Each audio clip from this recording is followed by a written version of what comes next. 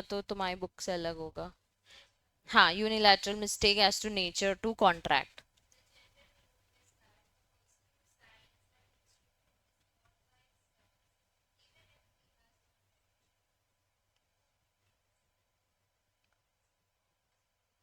Hello. ठीक है, miss representation पढ़ाऊंगी, देखते हैं। हाँ मतलब, लेट्स सी, थोड़ा ध्यान दे दूंगी। इंडियन कॉन्ट्रैक्ट पढ़ा है कभी? कभी सुना है इंडियन कॉन्ट्रैक्ट एक्ट? ये दो पैराग्राफ छोड़ देना, ये कल का हम एक बार गो थ्रू करें इनको, डाउट से नए टॉपिक से ध्यान देना, ठीक है। चलो, unilateral mistake as to nature of contract, वो कह रही है general rules that a person who signs an instrument is bound by its terms even if he had not read it. Obviously ना भैया, जो साइन किया है, चल जाओ जब तक डाउट चल रहा है। अक्कू आप डिस्टर्ब मतलब अगर आपने कॉन्ट्रैक्ट साइन किया है, मतलब आपने पढ़ा होगा ना, ये चीज हम पहले से ही प्रिज्यूम कर रहे हैं कि तुम अगर कॉन्ट्रैक्ट साइन कर रहे हो मतलब तुमने उसकी टर्म्स रीड की हुई है। नेक्स्ट क्या, नेक्स्ट लाइन क्या लिखी है Vidhi?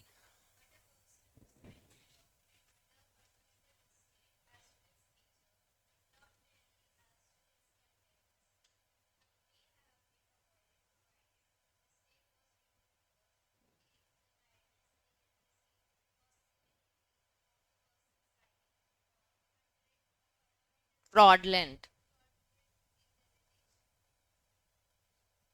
Fraudulent misrepresentation as to nature of the document. अब सबसे पहली चीज, सबसे पहली जनरल रूल क्या है? अगर आप कोई कॉन्ट्रैक्ट साइन कर रहे हो तो हम प्रिज्यूम कर रहे हैं भैया पढ़ के साइन कर रहे हो, ठीक है।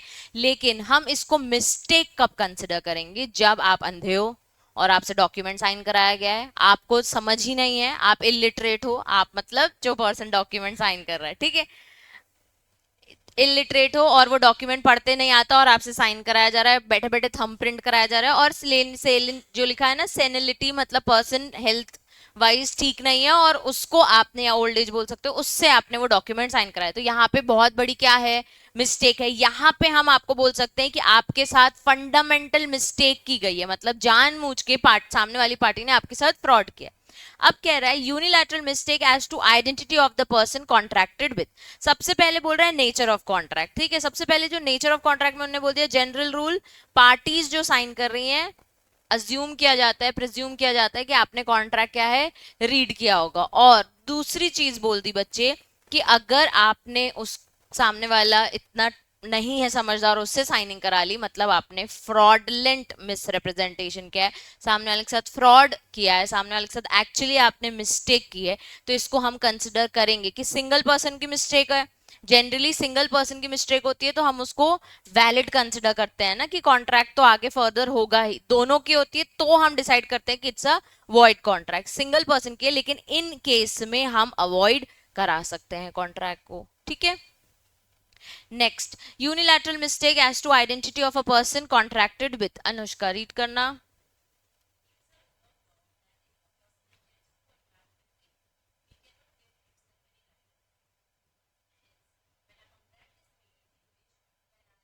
पर्सनालिटीज, क्या हो गया तुम लोगों को आज? ब्लाइंडनेस आ रही है क्या आंखों के सामने? एक होती है कलर ब्लाइंडनेस, तुम लोग फिर वो बन रहे ईशान तारे जमीन का, वर्ड जोड़ते जा रहे हैं। पर्सनालिटीज पेनाल्टीज कहाँ दिख रही हैं? फ्रॉडलेंट को कहती है फंडामेंटल मिस रिप्रेजेंटेशन। चलो,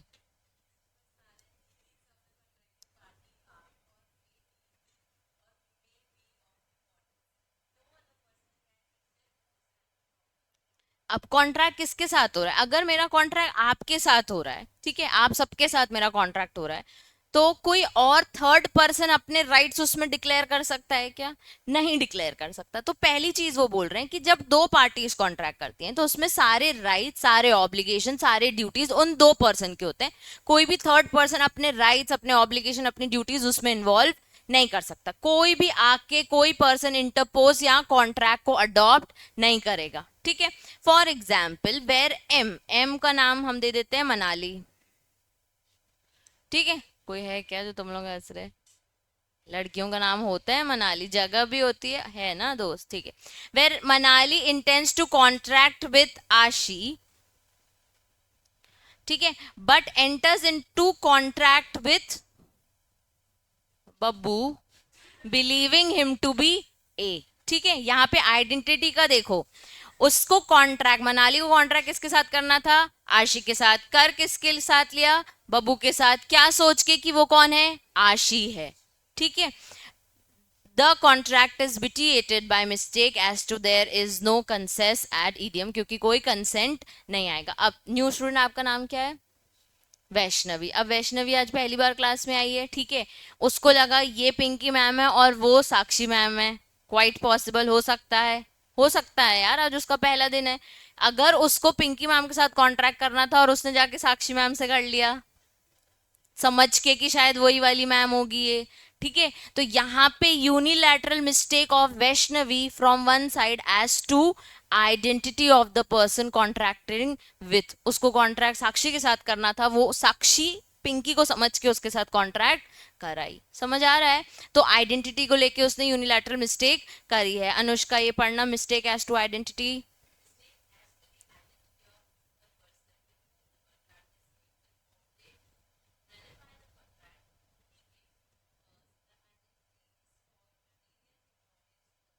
रुक जाओ, अब इसको हम नलिफाई कब करेंगे? वैष्णवी की गलती को हम एक्चुअली नल डिक्लेयर कब करेंगे? जब identity is the main thing, identity का ही कॉन्ट्रैक्ट है। अब बादशाह को बुलाना है गाना गाने के लिए और किसी और शाह से हम ये अग्रीमेंट कर लें, तो हमें तो किसका गाना सुनना था? तो हमने वो किसी उसके डुप्लीकेट से कर लिया कि पता ही नहीं था कौन है। हम तो दिन भर पढ़ते रहते, हमको पता ही नहीं था कि इससे कॉन्ट्रैक्ट करना है। हमने किसी और के साथ कर लिया, बस्सी भी थोड़ा थोड़ा उसके जैसा दिखता है ना, तो उसके साथ कॉन्ट्रैक्ट कर लिया।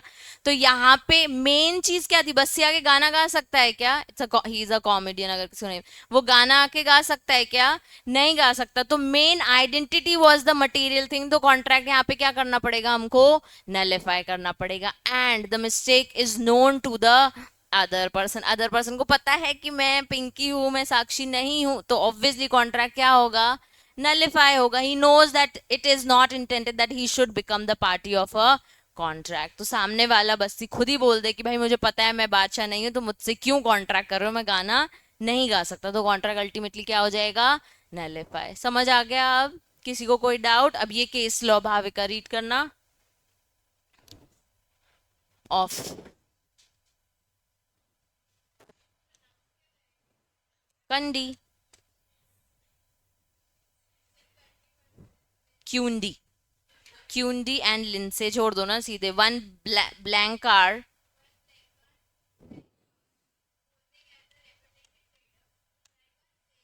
कोई आयरन होता है ये। पढ़ पढ़ पढ़।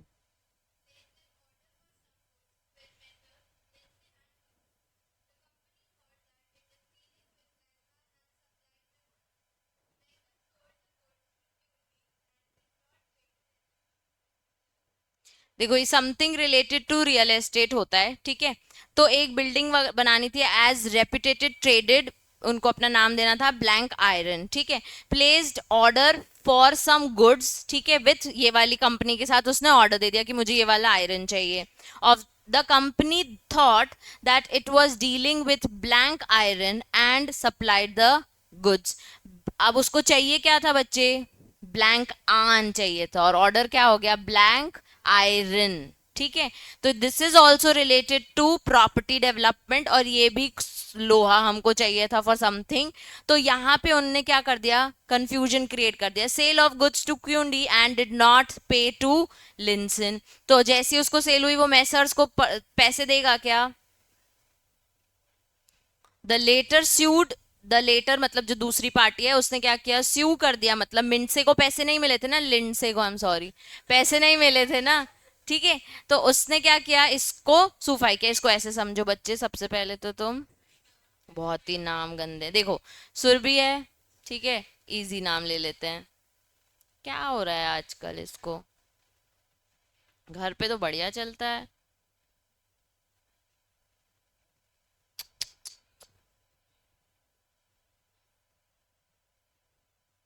थोड़ी थोड़ी मेरा आईपैड ना अभिषेक बनता जा रहा है।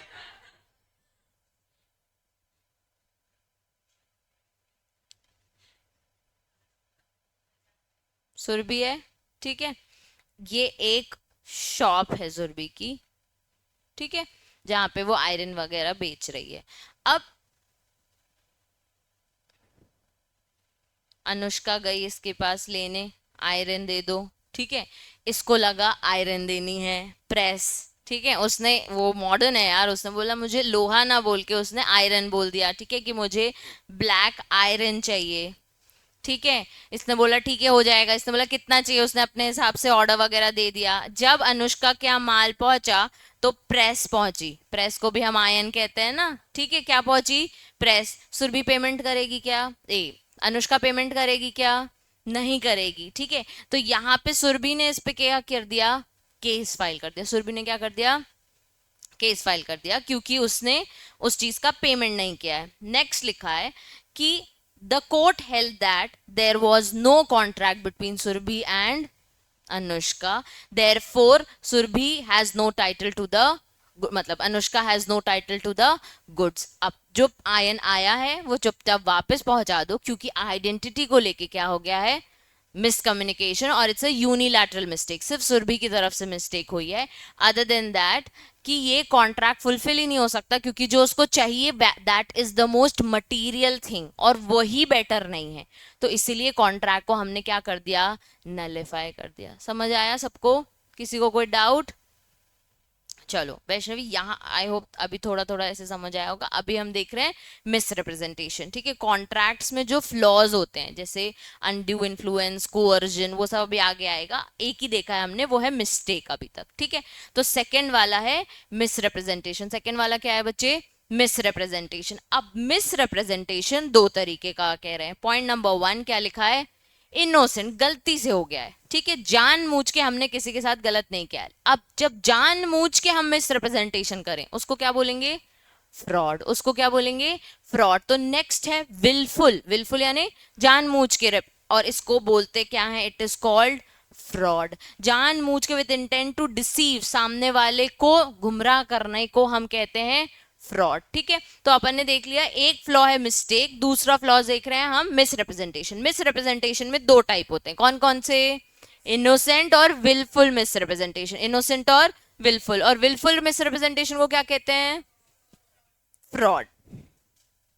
If a person make a representation believing what he say is true, he commits innocent misrepresentation। मतलब जो मैं बता रही हूँ, जो भी मैं माल बेच रही हूँ, मैं बोल रही हूँ नहीं बेस्ट क्वालिटी का है, मुझे भी पता है बेस्ट क्वालिटी का है, उसके बाद भी उसमें कोई खराबी होती है, तो ये इनोसेंट मिसरिप्रेजेंटेशन है। मैंने जानबूझ के खराब क्वालिटी का प्रोडक्ट को अच्छी क्वालिटी बोल के नहीं बेचा है, ठीक है। अब thus any false representation which is made with an honest belief in its true is also innocent. अब कह रहा है गलत रिप्रेजेंटेशन किया है, लेकिन मेरे को ऑनेस्ट बिलीव था कि वो सही है। अब आप मेरे पास अगेन वो सिल्क का क्लॉथ लेने आए हो, ठीक है, मुझे लगा सी सिल्क ही है, मैंने भी कहीं से ऑब्वियसली परचेज किया होगा, मैंने आपको भी यही दिखा के बेचा कि ये मैडम ओरिजिनल सिल्क है, आप ये प्रोडक्ट लेके जाइए। आप जब लेके गए हैं तब आपको कहीं से पता चल रहा है it is not an original. I felt, मेरा बिलीव था कि मैं सच बोल रही हूँ और वो ओरिजिनल सिल्क ही है।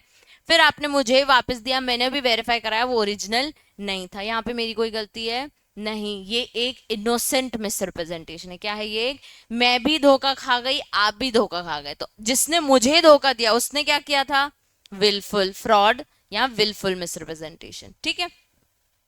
The effect of innocent misrepresentation is that the party misled by it can avoid the contract but cannot sue for damages in normal circumstances। अब जब सिल्क आया मेरे पास, ठीक है, तो क्या वो मेरी गलती थी? नहीं थी ना। मुझे तो लग रहा था कि वो ओरिजिनल सिल्क है। क्या वो मेरे पे सूट फाइल कर सकता है क्या? नहीं। वो अपने पैसे वापस लेके जा सकता है? हाँ। वो मुझे सिल्क वापस लौटा सकता है? हाँ। तो अगर इनोसेंट मिसरिप्रेजेंटेशन होती है तो बच्चे किसी की गलती होती है क्या? गलती से गलती होती है ना, अगर होती भी है तो उसमें बोल रहे हैं कि आप अपने डैमेजेस क्लेम कर लो, मतलब अपना पैसा वापस ले जाओ, आपको और एक्स्ट्रा डिस्काउंट में कुछ ले जाना है आप ले जाओ, लेकिन उसके अगेंस्ट सूट फाइल नहीं कर। लेकिन विलफुल में कर सकते हैं, ऑब्वियसली फ्रॉड करोगे तो कर सकते हैं।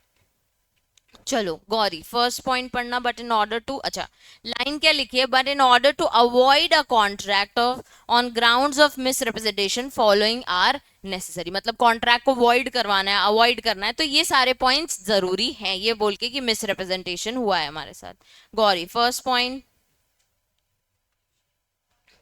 कुछ ना कुछ बात तो हुई होगी, कोई ना कोई फैक्ट डिक्लेयर हुआ है, ठीक है, जो फॉल्स है ऑब्वियसली।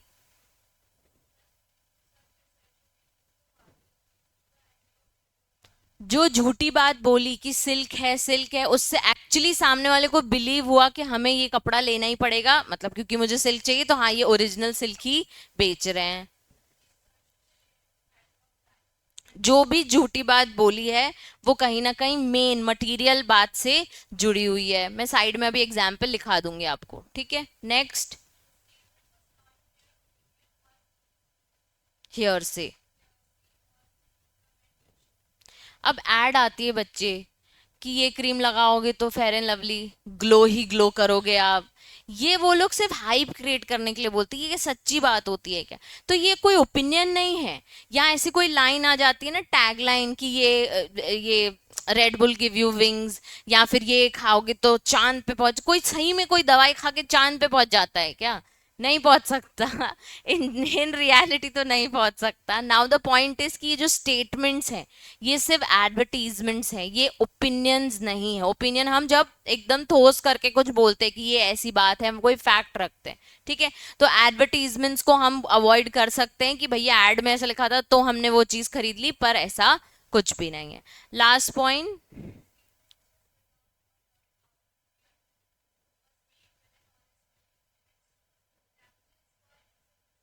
अब जो स्टेटमेंट मैंने कहा था कि ये सिल्क कपड़ा है, वो अल्टीमेटली क्या पता चला कि वो अनट्रू है, वो सिल्क का कपड़ा नहीं है। अब एक काम करो, बेचारा मेरा आईपैड, दया आ रही है मुझे अब इस पे।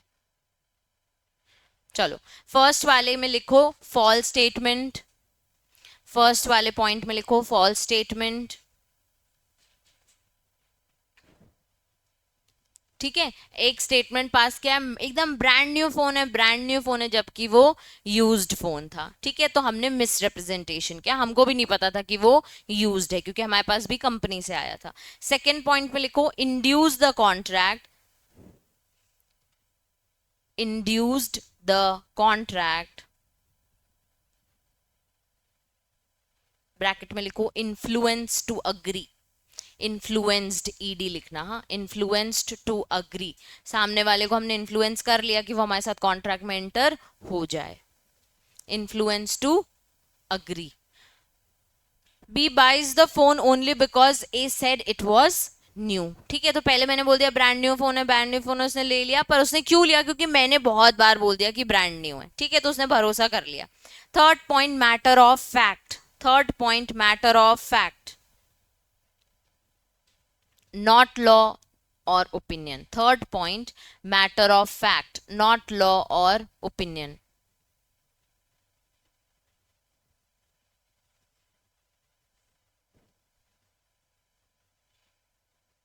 Third point, matter of fact, not opinion.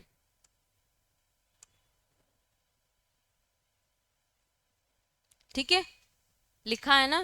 Confuse दिख रहे है तुम्हारी शक्ल। अब इसमें बोल दिया मैंने कि ये फोन ले जाओ, आपकी बैटरी 12 आवर्स तक चलेगी, ठीक है। अब नेक्स्ट है नॉट ओपिनियन और हियर से। पहले तो हमने फैक्ट डिस्क्लोज कर दिया, अब हम कह रहे हैं नॉट ओपिनियन और हियर से। हियर से मतलब मन घरट सुनी धुनी कहानियां, ठीक है, किसी ने हमको बताया था, किसी ने किसी को बताया था, वो वाला हियर से होता है। लिखा, इसमें एग्जाम्पल है जैसे मैंने आपको एड वाला बताया, तो our soap makes you glow like the moon. तो ये सिर्फ एक कहानियां हैं, ये कोई ओपिनियन नहीं है, just hype, not misrepresentation. और last, honestly believed true, honestly believe true.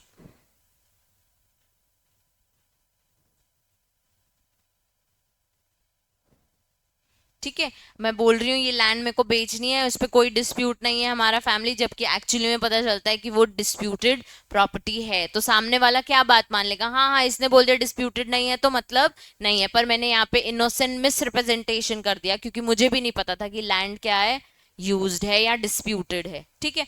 The point is, एक लाइन में लास्ट में लिख लो कि innocent miss representation, innocent miss representation, innocent misrepresentation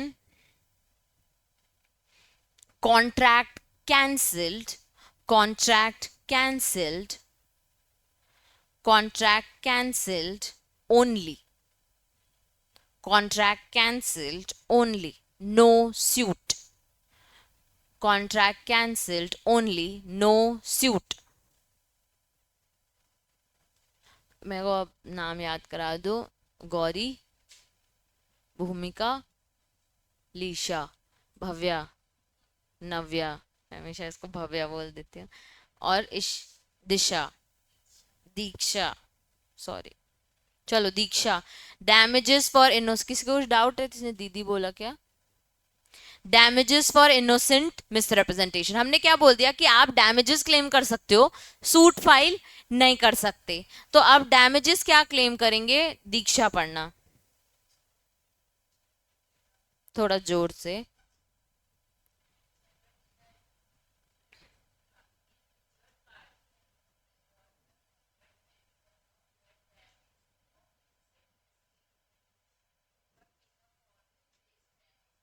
obtainable.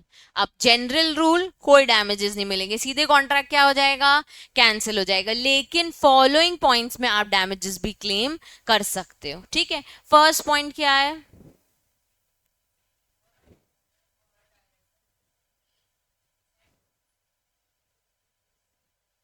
Misrepresentation,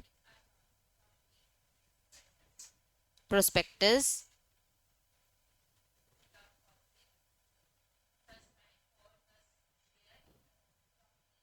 ठीक है. कंपनी का प्रोस्पेक्टस पढ़ लिया? कंपनी लॉ में क्या होता है प्रोस्पेक्टस? ऑफर डॉक्यूमेंट होता है. ठीक है, पब्लिक को हम कहते हैं देखो हमारी कितनी सुंदर कंपनी है, देखो हमने पिछले साल फाइनेंशियल्स में कितना सारा पैसा कमाया, आओ हमारी कंपनी में इन्वेस्ट करो और हम आपको क्या देंगे? शेयर्स देंगे. तो जो वो किताब होती है जिसमें वो सारी कहानी लिखते हैं पूरी कंपनी की, उसको हम क्या कहते हैं? प्रोस्पेक्टस. अब उसमें झूठी बातें लिख दी तो भाई कंपनी ने पिछले साल 0 प्रॉफिट किया है, ठीक है, और बता रहे 1 करोड़ प्रॉफिट किया है. या फिर ऐसे समझ लो, चलो मैं तो बहुत ज्यादा बोल रही हूँ, सपोज कंपनी ने 10 लाख प्रॉफिट किया है. कितना किया है? 10 लाख. लेकिन गलती से इनोसेंट मिसरिप्रेजेंटेशन 10 लाख के आके एक और 0 ऐड हो गया. अब उनके CACS की गलती है.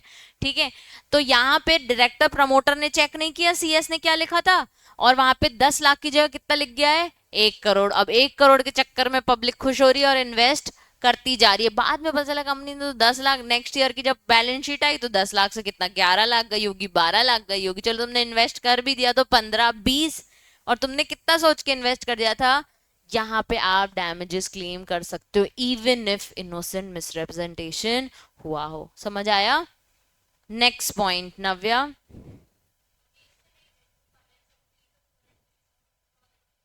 अब एक एजेंट ने गलती कर दी, ठीक है, ये बोल के कि इस चीज की वारंटी, मैंने आपको बताया वारंटी मतलब रिपेयर वगैरह करके देंगे. उसने इस चीज की अथॉरिटी ले ली थी कि अरे आप ले लो कोई दिक्कत नहीं है. अब मैं आपको इसका भी एग्जांपल दूं. हम टेम्पर ग्लास लगवाने जाते हैं, ठीक है, वहां पे जो मेन शॉपकीपर है जो गल्ले पे बैठता है उससे बात करते हैं क्या भैया लगा दो टेम्पर? नहीं, सीधे जाते हैं दुकान के जो लड़के खड़े होते हैं, वो फुल गप्पे मार मार के पूरा टेम्पर ग्लास लगाते हैं. ठीक है, और गारंटी देते हैं आपको बिल्कुल नहीं टूटेगा, बेस्ट लगा रहा हूँ, पीछे भी लगा दूं, कैमरा में भी लगा दूं, ये सब करता है. और वहां से निकले और हम उसमें कुछ ना कुछ क्रैक हो गया.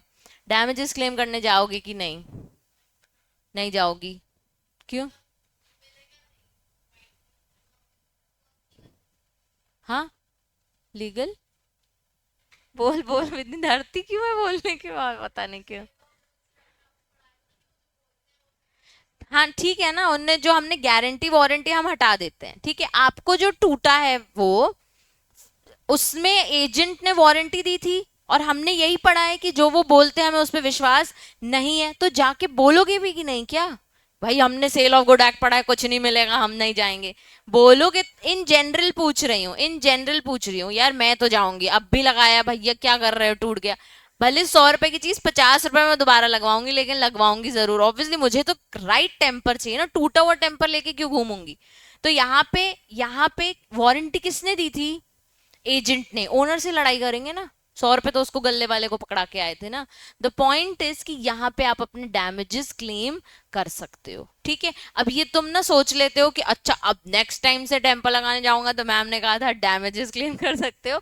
मैं तुम्हें एक कॉन्ट्रैक्ट की भाषा में कुछ एग्जाम्पल्स के थ्रू इस लाइन को समझाने की कोशिश करती हूँ कि जब एजेंट आगे कुछ बोल देता है ना तो उसकी बात प्रिंसिपल को रखनी पड़ेगी, ठीक है। तो आप इनोसेंट मिसरिप्रेजेंटेशन है एजेंट से, क्योंकि वो तो रोज काम कर रहा है, वो तो अपने साहब जी के लिए काम कर रहा था। तो यहाँ पे हम डैमेजेस क्लेम कर सकते हो। पहला हो गया कंपनी, दूसरा वाला क्या हो गया बच्चे, एजेंट। थर्ड पॉइंट लीशा, को नाम याद हो जाएंगे अभी मुझे बीच में, भूमिका है ना, लीशा।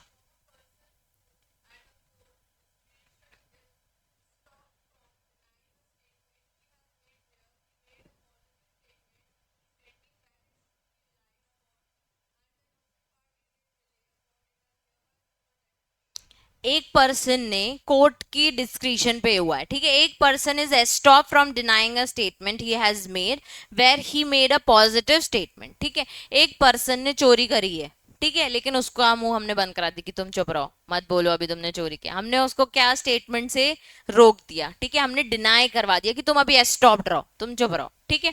द पॉइंट इज कि जो उसने स्टेटमेंट बोला था वो सच था, जिस पे रिलाय हम कर सकते हैं, ठीक है। इनोसेंट पार्टी ने रिलाई भी कर लिया उसकी बात को, यहाँ पे वो डैमेजेस क्लेम कर सकता है। अब एस स्टॉप में हमेशा हम किसको पकड़ते हैं, अनुकृति को, ठीक है। यहाँ पे एस स्टॉप के एग्जाम्पल में तुम अनुकृति को याद करो। यहाँ पे जब वो बंदी मेरी शॉप में एसीज बेच रही थी कि आप ले लो एसी ले लो एसी ले लो, यहाँ पे आई वॉज एस स्टॉप। मैं सामने वाले को कुछ नहीं बोल रही कि वो गोदरेज का बोल के वोल्टस का एसी दे रही है, वो सब मुझसे डैमेजेस क्लेम करने आएगा, हाँ आएगा, ठीक है। क्योंकि जब ये कुछ स्टेटमेंट दे रही थी तो कंप्लीटली मैं स्टॉप थी, पॉजिटिव स्टेटमेंट भी दे रही थी, तो हमने इसको चुप करा दिया और इसने उल्टा एसी बेच दिया। यहाँ पे भी आप डैमेजेस सफर करवा सकते हो, मतलब क्लेम करवा सकते हो अपने डैमेजेस, ठीक है। तो पहला वाला क्या हो गया, कंपनी, दूसरा वाला एजेंट, तीसरा वाला एस्टॉपल, ठीक है। चौथा दिशा,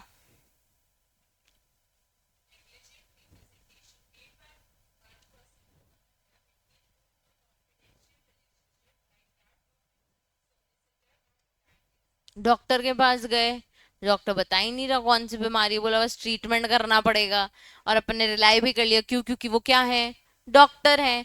अब जिस चीज से ट्रीटमेंट करना चाहिए था वो ना करके उन्होंने गलती से किसी और चीज का ट्रीटमेंट कर दिया, उनके साइड से क्या है ये, नेग्लिजेंस है, इनोसेंट मिस रिप्रेजेंटेशन और नेग्लिजेंस ऑन हिज पार्ट।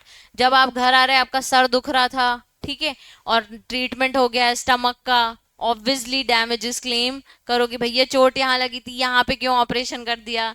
तो यहाँ पे उसके साइड से क्या है, नेग्लिजेंस है, इनोसेंट मिस रिप्रेजेंटेशन है, पर फिर भी हम अपने डैमेजेस क्लेम कर सकते हैं। अगेन पहला वाला पॉइंट क्या था बच्चे, कंपनी, दूसरा वाला एजेंट, तीसरा वाला एस्टॉप्ड, और लास्ट वाला डॉक्टर और सॉलिसिटर, सॉलिसिटर यानी वकील जी।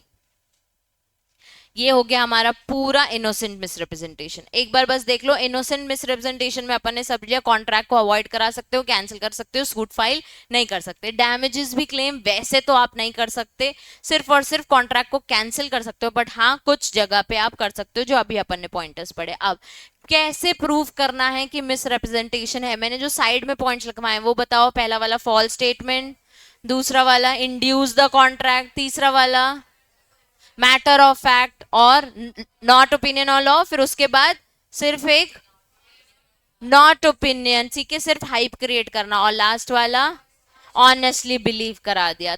जब ये चार पांच में से कोई एक कंडीशन भी फुलफिल होगी तो हम क्या बोल देंगे, मिसरिप्रेजेंटेशन हुआ है। अब ऐसा ही क्या है, विलफुल, विलफुल मिसरिप्रेजेंटेशन मतलब बच्चे जानबूझ के आपने फ्रॉड करना, सुरभि पढ़ना,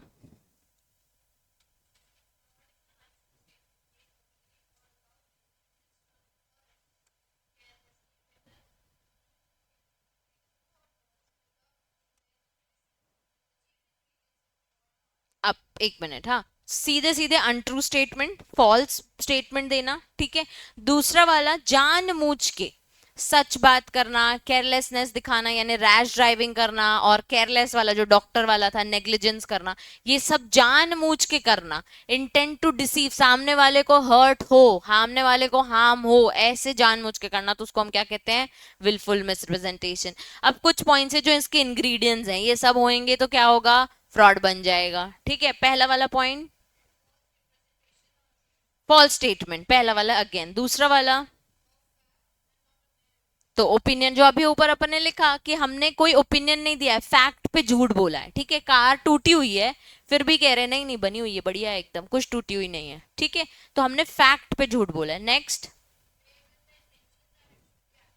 अगेन सामने वाले को हमने इंड्यूस कर दिया, इस इंटेंशन से फ्रॉड किया कि सामने वाले वो कार लेके ही जाए। नेक्स्ट पॉइंट,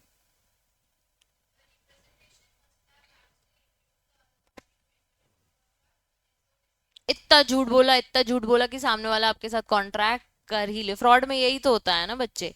उसके बाद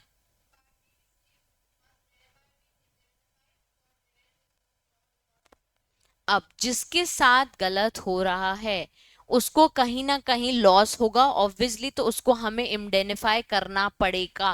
फ्रॉड का वन ऑफ द इंग्रेडिएंट ये भी है कि जब भी आप फ्रॉड करोगे, सामने वाले को हार्म करोगे, सामने वाले को डिसीव करोगे, तो उसको इंडेनिफाई भी होने का राइट है। इंडेनिफाई यानी उसके जो भी लॉस है वो रिकवर होने का राइट उसके पास है। For there no fraud without damages. ठीक है, कोई फ्रॉड नहीं, कोई डैमेजेस नहीं, लेकिन हाँ इंडेनिफिकेशन होके रहेगा। उसके बाद लास्ट पॉइंट,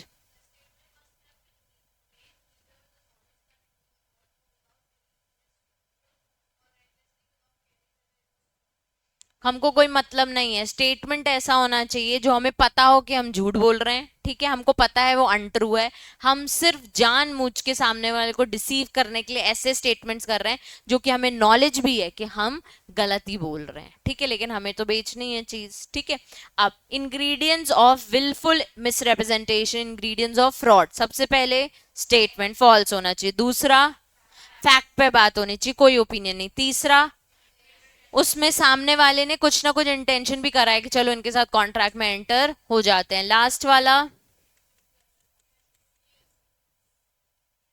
अरे यार तुम लोग को वो याद है, ऑनलाइन इंस्टाग्राम पे बहुत सारी चीजें ऐसी दिखती है कि हमको ऐसा लगता है हमें ये चीज खरीद लेनी चाहिए, और फिर वो हमारे साथ फ्रॉड हो जाता है। वो अल्टीमेटली ना वो चीज कभी आज, कभी ऐसा हुआ है तुम लोगों के साथ? मेरे साथ भी हुआ है। ठीक है, कि ऑफ ड्यूटी करके एक जो ब्रांड है ना, ऐसे ही करके एक और ब्रांड था। सो उससे वो इतनी ऐड दे रहा था, इतनी ऐड दे रहा था दैट यू फेल्ट कि इट इज जेन्युइन। उनकी वेबसाइट थी, उनका खुद का इंस्टाग्राम पेज था जहाँ पे फॉलोअर्स भी दिख रहे थे, सब कुछ। As soon as you order things, 3 months हो गए आपको वो ऑर्डर नहीं मिला। ठीक है, तो ये एक चीज, उनको पता है कि वो फ्रॉड कर रहे हैं। दूसरी चीज कि उनने एक स्टेटमेंट दे दिया कि ये बहुत अच्छी चीज है आप खरीद लो। फिर वो जो जो वो शो कर रहे हैं वो कोई ओपिनियन नहीं, वो सच में फैक्ट है, वो क्लॉथ सही में दिखा रहे हैं। उसके बाद बच्चे, उनका इंटेंशन है बार बार इंस्टाग्राम में दिखाना, बार बार उसकी ऐड चलाना, ताकि हम चीज उस पर एक्ट करें। एक्ट करें मतलब हम वेबसाइट ओपन करें। एज सुन एज हम वेबसाइट ओपन करें, वो हमको इतने सारे डिस्काउंट ऑफर्स देने लगेंगे, इतनी सारी चीजें दिखाने लगेंगे कि हम एक्चुअली इंड्यूस हो जाएंगे, हम एक्चुअली कॉन्ट्रैक्ट में उनके साथ एंटर कर जाएंगे। फिर लास्ट, अगर मेरे साथ नुकसान हुआ है तो मैं इंडेनिफाई होने का भी हक रखती हूँ। ठीक है, अभी वो ये नहीं कह रहे हैं कि इंडेनिफाई हो जाएगा, पर फ्रॉड के केस में मेरे साथ अगर ऐसा कुछ हुआ है तो इंडेनिफिकेशन भी आएगा। और लास्ट, उनको पता है जो वो कर रहे हैं, उनको नॉलेज है वो कर रहे हैं, वो जानबूझ के झूठा सच को सच दिखाने की कोशिश कर रहे हैं। ये सब इंग्रेडिएंट्स किसके हैं? फ्रॉड के। ठीक है, इंपॉर्टेंट मार्क करिए इसको।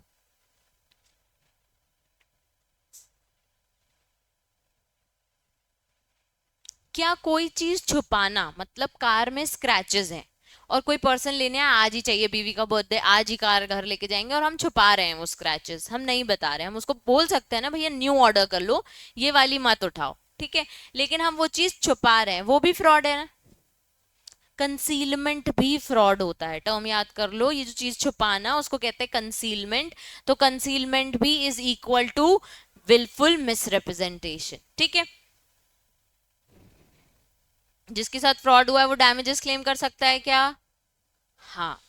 ठीक है, mere silence as to fact likely the willingness of a person to enter into a contract is not fraud. अपन ने पढ़ा है let the buyer be aware. अगर मैं हर चीज नहीं डिस्क्लोज कर रही हूं, मैं चुप बैठी हूं, इसका मतलब ये नहीं है कि मैं आपके साथ फ्रॉड कर रही हूं. ठीक है, इसमें स्टार मार्क करो. कल भी अपन ने एक ऐसा पॉइंट पढ़ा था, एक पैराग्राफ, उसमें स्टार मार्क्ड है ना बच्चे, ये वाला general rule that we don't owe a duty to disclose everything.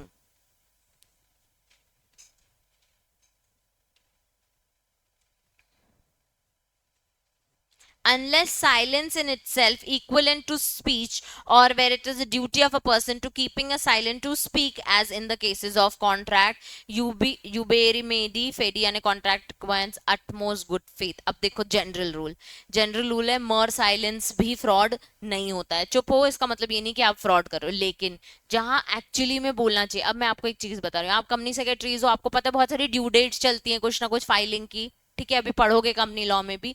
तो अगर आप सामने वाले को बोल रहे हो ड्यू डेट है फाइलिंग करा लो, और ये नहीं बोल रहे हो कि सर इस दिन तक फाइलिंग नहीं कराई तो आपको पेनल्टी आ सकती है, आपको एडिशनल फीस लग सकती है, गवर्नमेंट आपसे एक्स्ट्रा चार्ज करेगी, तो उसको ड्यू डेट से क्या मतलब. ये तो वो खुद बिजनेसमैन है, उसको नॉलेज है कि ड्यू डेट मतलब इस दिन तक फाइलिंग हो जानी चाहिए. पर अगर आप उसको हिंट कर दो कि अगर तुमने नहीं कराई तो तुमको 100 रुपए पर डे लगेंगे, या हो सकता है हजारों में लग जाए, या तुम लोग पढ़ोगे अभी पेनाल्टीज 2-2 लाख रुपए पेनाल्टी लग जाए. द पॉइंट इज कि एग्जैक्ट पेनल्टी ना बताना, पर ये बता देना कि फाइलिंग नहीं करी तो पेनल्टी लग सकती है, is equivalent a important fact.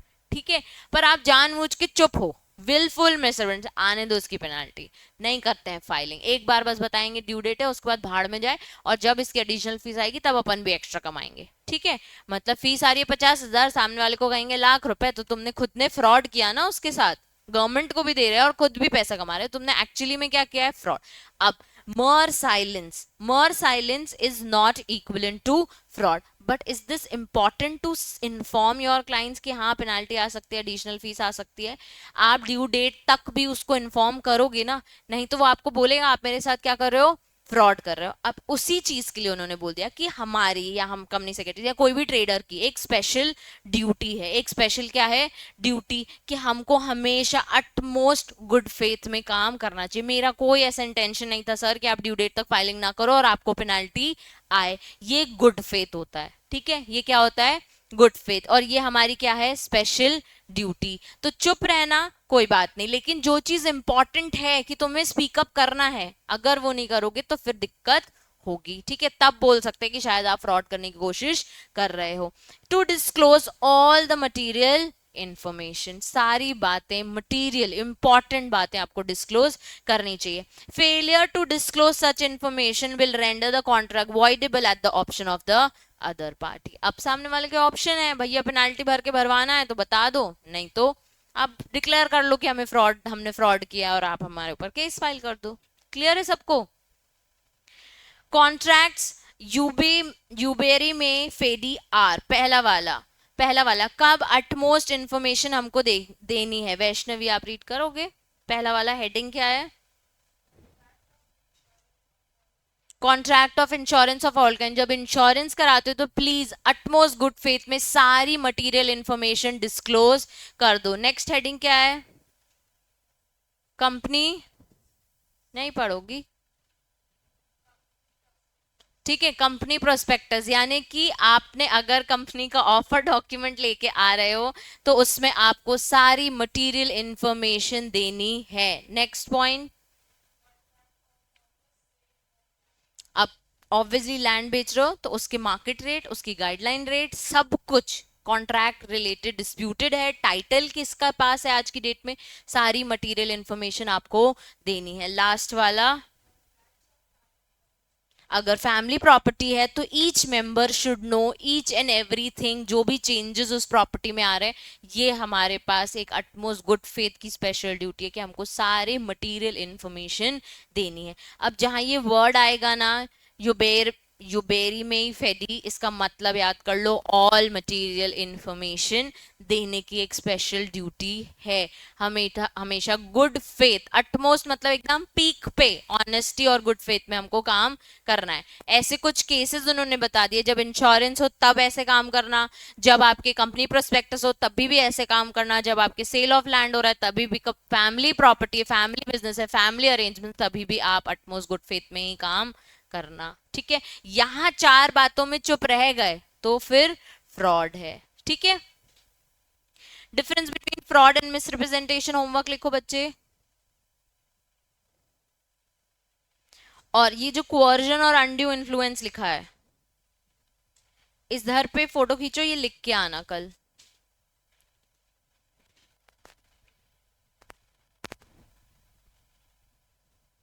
Sticky note लगा के लिख के आना, ठीक है, भूलना मत विधि, भूलना मत।